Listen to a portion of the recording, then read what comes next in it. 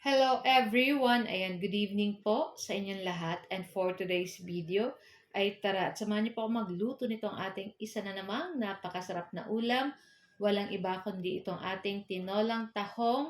And syempre papartneran po natin yan ng chicken adobo. So tara na guys at samahan niyo po ako magluto. And enjoy watching po. So yun na nga sa ating kawali. Ayan, naglagay lang tayo ng konting cooking oil. And inuna natin igisa dyan yung ating luya. At pag lumabas na yung bango ng ating luya, ay pwede na natin isunod yung ating bawang at yung ating sibuyas. And then syempre halu-haluin lang po natin iyan.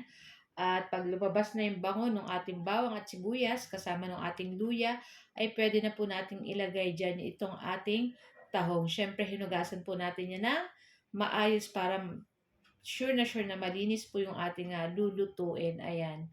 Tapos, 1 kilo at kalahati po yung ating tahong at ang 1 kilo po niyan ay 100 pesos. So, parang hindi naman po nagbago yung presyo niya. So, 150 po ito kasi 1 kilo at kalahati. Ayan. So, halu-haluin lang po natin iyan.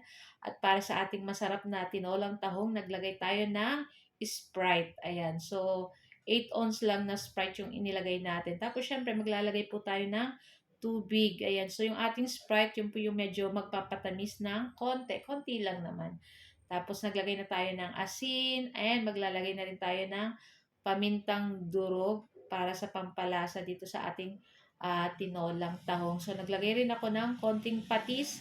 Saktong-sakto, ubos na yung ating patis. Ayan. So, inubos ko na at konti lang naman yun guys. So, halu-haluin lang po natin iyan at hintayin nating kumulo itong ating sabaw at hintayin natin bumuka yung ating mga tahong dyan.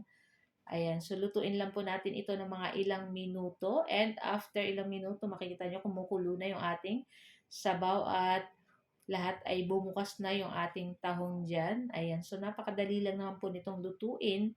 Kaya pag bumukas na yung tahong ay luto na po yan. So ilalagay natin dyan yung ating dahon ng sili para mas masarap at masustansya. Ayan.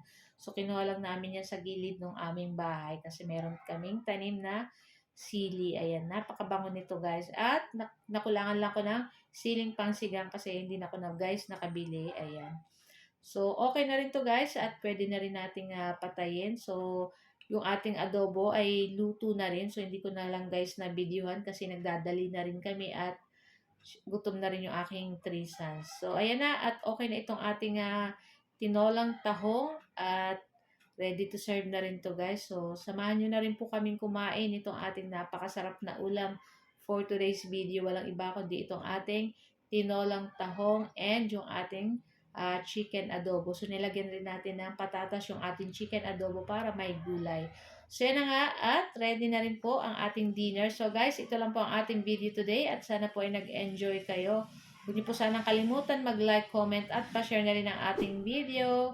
So, guys, thank you for watching and see you next video again. Ciao! Bye!